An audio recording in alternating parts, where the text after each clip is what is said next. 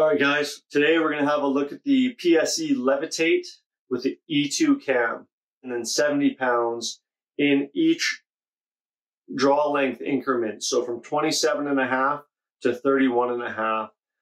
And we're going to shoot a few different arrow packages. I'll show you those in a moment here. We'll go through, I weighed each one of them on camera so you can have a look at their grains.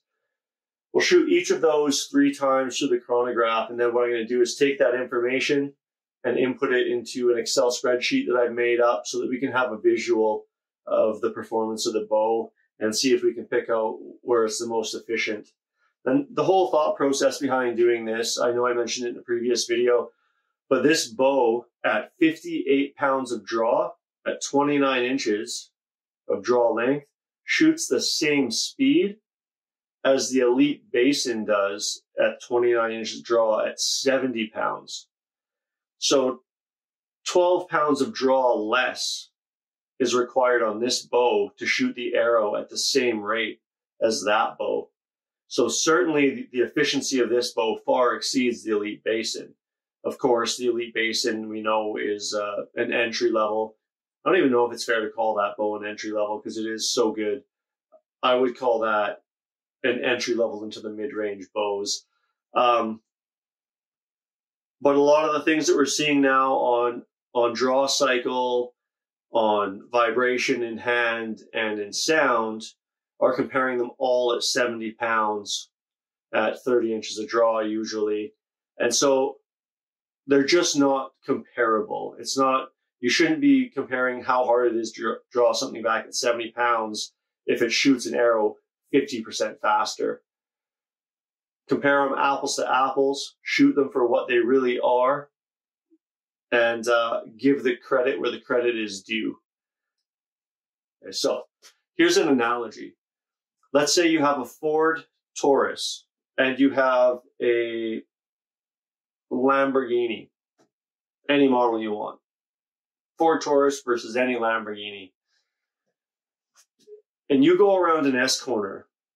In the Ford Taurus, you go around the S corner at 45 kilometers an hour. That's great. With a Lambo, you go around the S corners at 145 kilometers an hour.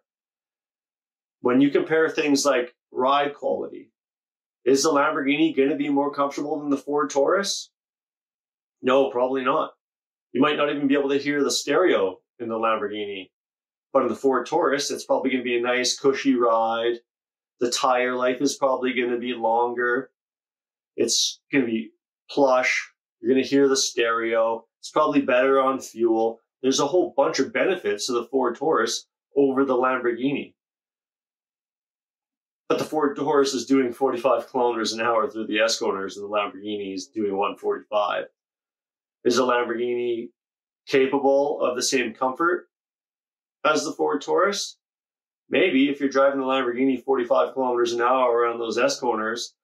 Is it a little smoother? Is it a little quieter? Well, yeah, probably. You'll probably be able to hear the stereo. But if you're just ripping on it, I mean, it's just a totally different world. It's not, the comparison shouldn't be made. And it's never really made in the car world. But for some reason, it is in the bow world. And hopefully, we can just start thinking in some different ways than the industry is going right now. So yeah, that's kind of where I stand. Hopefully the analogy made sense. I butchered it a little bit, but let's go forward, shoot these arrows. We'll start, I'm just going to start at 70 pounds today, run through all those, and then record the data, and we'll check it out together. Stay tuned. All right. Hopefully this cleans up the audio a little bit from last time.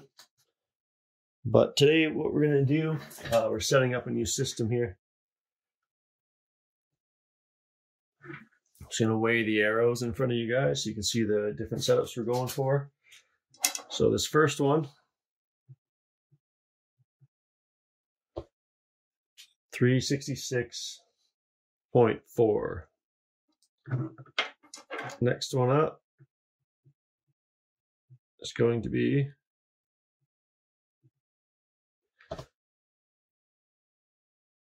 389.4.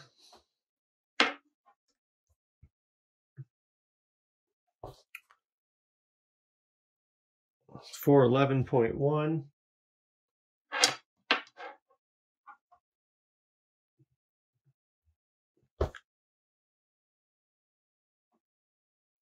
459.9.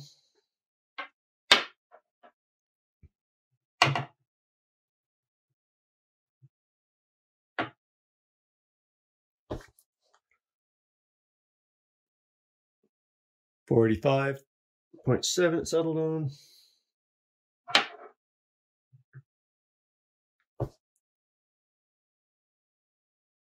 505.7.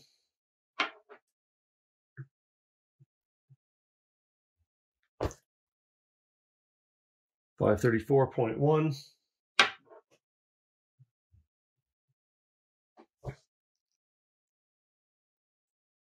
555.9.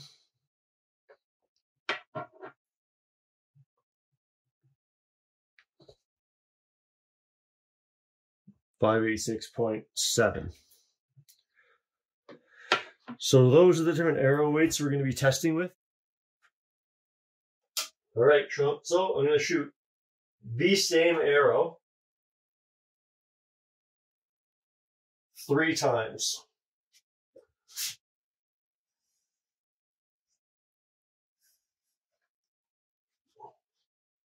$69.5 right now.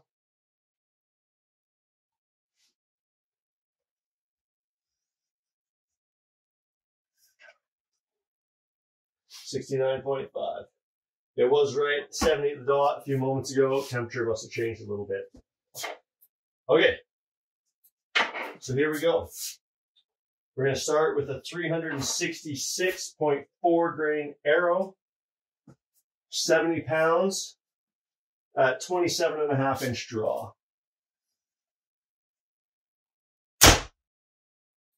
So fast, it didn't even read it. Try again.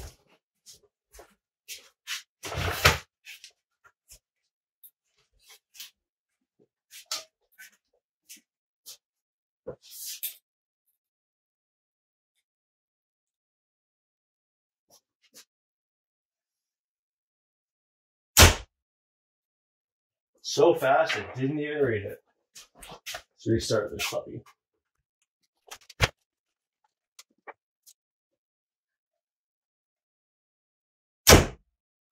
So there's 308.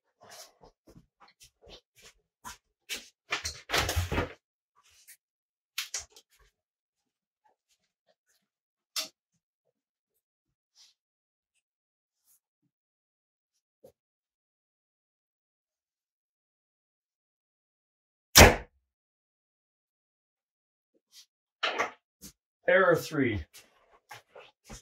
Seems not very happy with me today.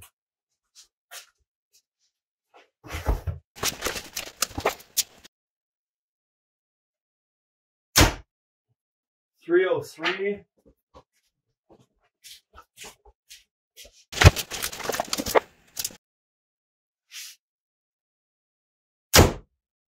$309.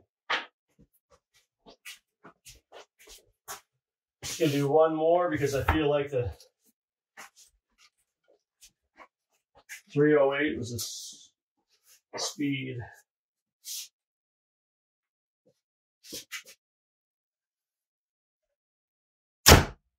$307. So we're gonna call it 308.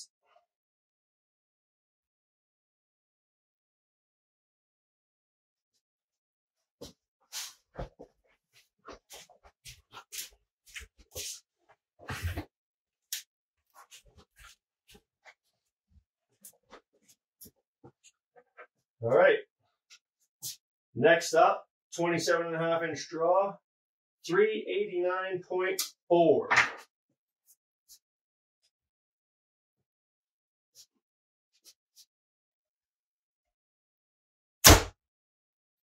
$298.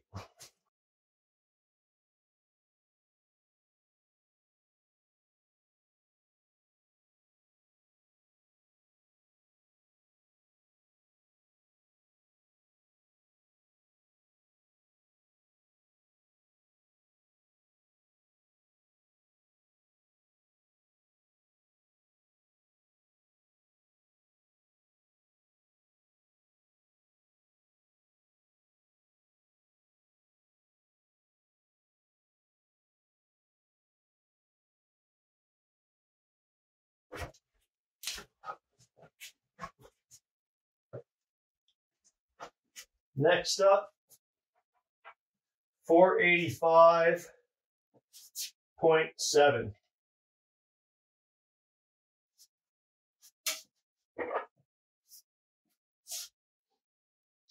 $485.7.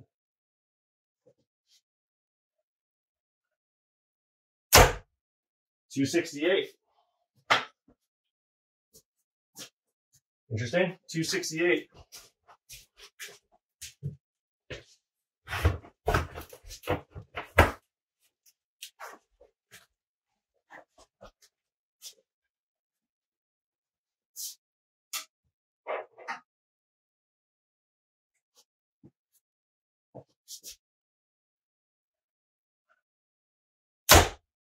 $264.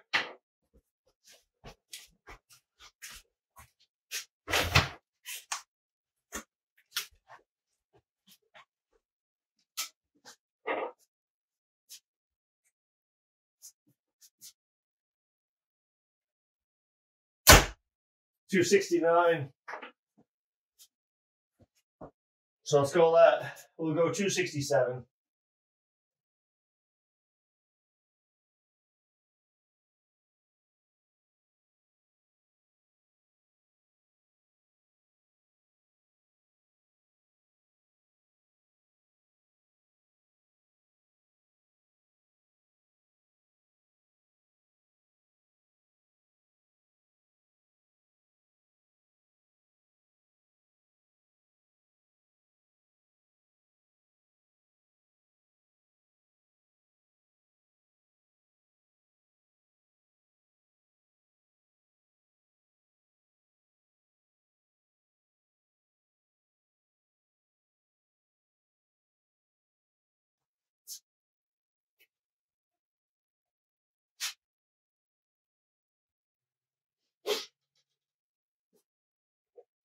.28-inch draw, 366.4 grain arrow.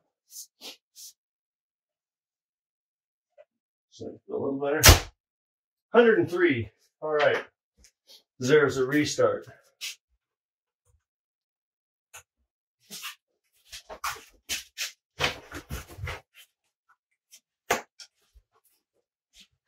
Seems to be like any piece of electronic equipment.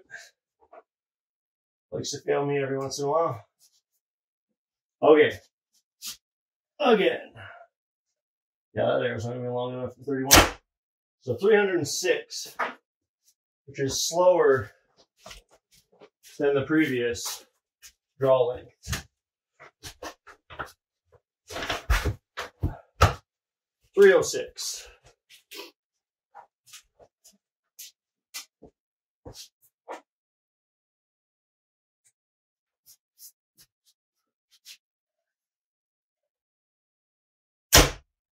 $309.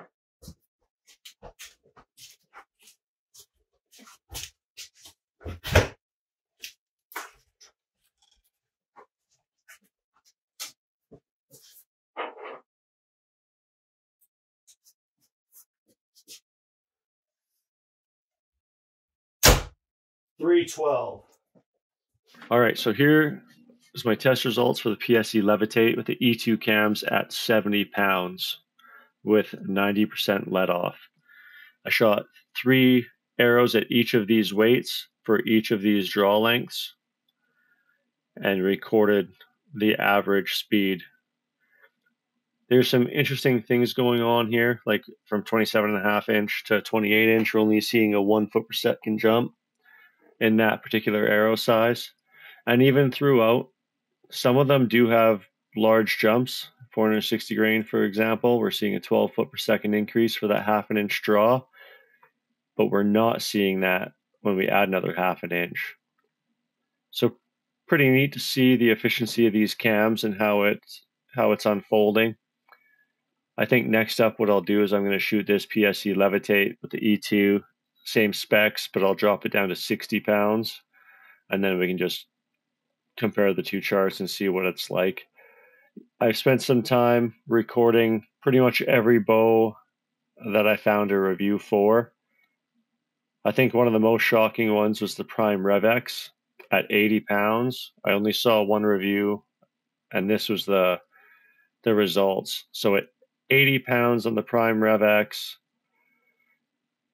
466 grain arrow shot 288. So 288.28, 466. So let's go 466.28. So at 80 pounds, the Prime RevX is shooting almost the same as the PSE Levitate, picking up a little bit of speed. So pretty interesting how you can make that big of a jump in draw weight and receive that little payback. That's kind of the whole reason of doing this testing. I really want to see what bows really deserve our attention and time. So yeah, going forward, I hope it all works out really good and this information comes in handy. Thanks for sticking around for the video, and we'll see you on the next one.